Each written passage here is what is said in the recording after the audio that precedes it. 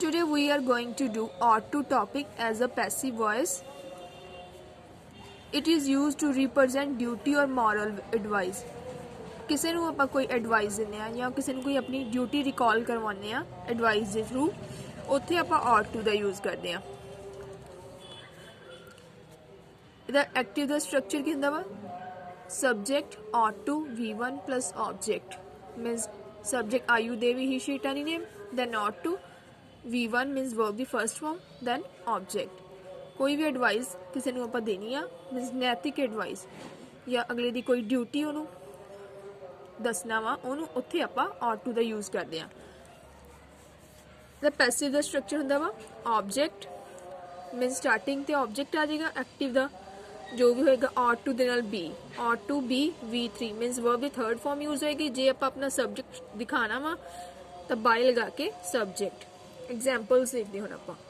ਤੁਹਾਨੂੰ ਵੱਡਿਆਂ ਦਾ ਆਦਰ ਕਰਨਾ ਚਾਹੀਦਾ ਹੈ।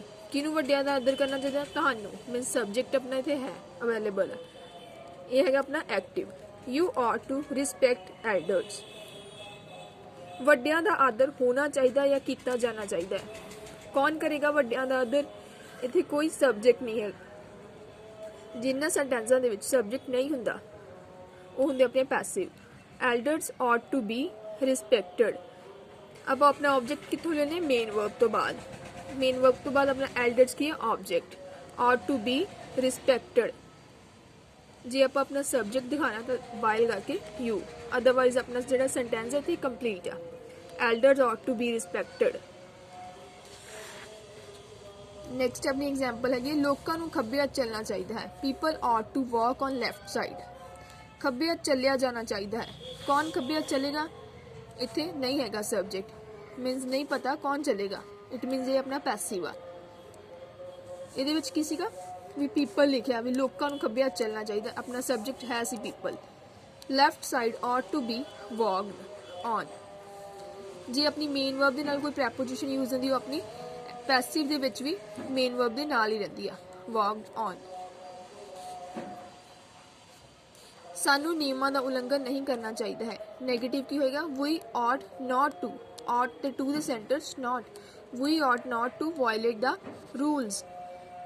ਨਿਯਮਾਂ ਦਾ ਉਲੰਘਣ ਨਹੀਂ ਕੀਤਾ ਜਾਣਾ ਚਾਹੀਦਾ। ਕਿਹਨੂੰ ਨਹੀਂ ਕਰਨਾ ਚਾਹੀਦਾ? ਇਹਦੇ ਵਿੱਚ ਸਬਜੈਕਟ ਨਹੀਂ ਗਾ ਆਪਣਾ। ਇਟ ਮੀਨਸ ਕਿ ਆਪਣਾ ਪੈਸਿਵ ਆ। the rules ought not to be violated। if we want to see our subject then we use a by before it। we ਦਾ ਕੀ ਹੋਗਾ? us। ਆਬਜੈਕਟ ਜੋ ਚੇਂਜ ਹੁੰਦਾ we us ਚ ਚੇਂਜ ਹੋ ਜਾਂਦਾ। ਹੁਣ ਆਪਾਂ ought to have the passive ਦੇਖਾਂਗੇ।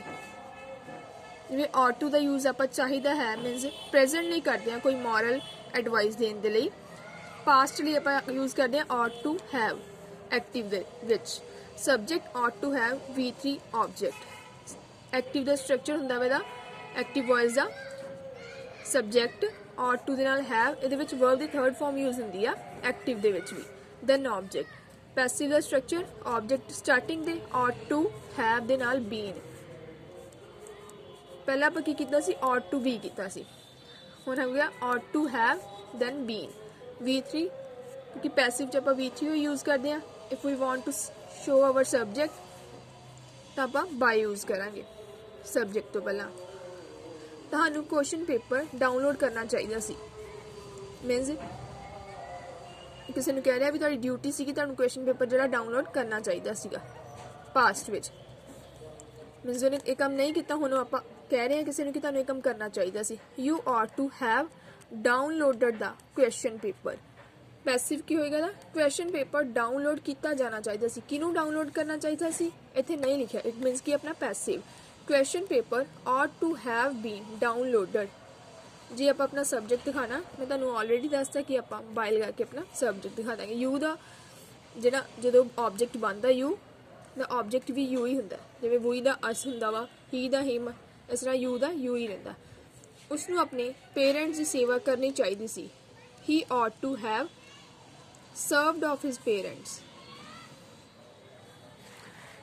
ਇਹਦਾ ਪੈਸਿਵ ਕੀ ਹੋਏਗਾ? ਉਸਦੇ ਪੇਰੈਂਟਸ ਦੀ ਸੇਵਾ ਕੀਤੀ ਜਾਣੀ ਚਾਹੀਦੀ ਸੀ। ਮੀਨਸ ਕਿਹਨੂੰ ਕਰਨੀ ਚਾਹੀਦੀ ਸੀ? ਕਿਹਦੇ ਦੁਆਰਾ ਕੀਤੀ ਜਾਣੀ ਚਾਹੀਦੀ ਸੀ? ਨਹੀਂ ਦੱਸਿਆ। ਇਟ ਮੀਨਸ ਇਹ ਆਪਣਾ ਪੈਸਿਵ ਆ। ਜਦੋਂ ਆਪਣਾ ਸਟਾਰਟਿੰਗ ਤੇ ਸਬਜੈਕਟ ਆ ਜਾਂਦਾ ਵਾ ਵੀ ਕੋਈ ਕੰਮ ਜਿਹਨੇ ਕਰਨਾ ਮੀਨਸ ਉਹ ਸਟਾਰਟਿੰਗ ਤੇ ਆ ਜਾਵੇ, ਇਟ ਮੀਨਸ ਉਹ ਆਪਣਾ ਐਕਟਿਵ ਹੁੰਦਾ। ਇਹਦੇ ਵਿੱਚ ਸਿੰਪਲੀ ਦੱਸਿਆ ਕਿ ਪੇਰੈਂਟਸ ਦੀ ਸੇਵਾ ਕੀਤੀ ਜਾਣੀ ਚਾਹੀਦੀ ਸੀ, ਕਿਹਨੂੰ ਕਰਨੀ ਚਾਹੀਦੀ ਸੀ ਨਹੀਂ ਦੱਸਿਆ, ਇਟ ਮੀਨਸ ਇਹ ਆਪਣਾ ਪੈਸਿਵ ਆ। His parents ought to have been served of। ਇੱਥੇ ਆਪਣਾ ਸੈਂਟੈਂਸ ਕੰਪਲੀਟ ਆ। ਜੇ ਆਪਾਂ ਆਪਣਾ ਸਬਜੈਕਟ ਸ਼ੋ ਕਰਨਾ ਤਾਂ ਬਾਈ ਲਗਾ ਕੇ ਹਿਮ, ਕਿਉਂਕਿ ਇਧਰ ਕੀ ਸੀਗਾ ਹੀ ਦਾ ਆਪਣਾ ਆਬਜੈਕਟ ਕੀ ਹੁੰਦਾ ਹਿਮ। ਮੀਨਸ ਸਬਜੈਕਟ ਆਪਣਾ ਆਬਜੈਕਟ ਬਣ ਜਾਂਦਾ ਐਂਡ ਆਬਜੈਕਟ ਸਬਜੈਕਟ ਬਣ ਜਾਂਦਾ। ਐਕਟਿਵ ਵਿੱਚ ਜੋ ਆਪਣਾ ਸਬਜੈਕਟ ਆ ਉਹ ਆਬਜੈਕਟ ਹੋ ਜਾਏਗਾ ਐਂਡ ਐਕਟਿਵ ਜੋ ਆਪਣਾ ਆਬਜੈਕਟ ਆ ਉਹ ਸਬਜੈਕਟ ਹੋ ਜਾਏਗਾ। ਤੇ V3 ਇਹਦੇ ਵਿੱਚ ਯੂਜ਼ ਹੁੰਦੀ ਆ। Hope so you will have understood. If you have any kind of problem, then you can ask me through comments. Thanks for watching my video. Please subscribe and share my channel with your friends and family. Thanks.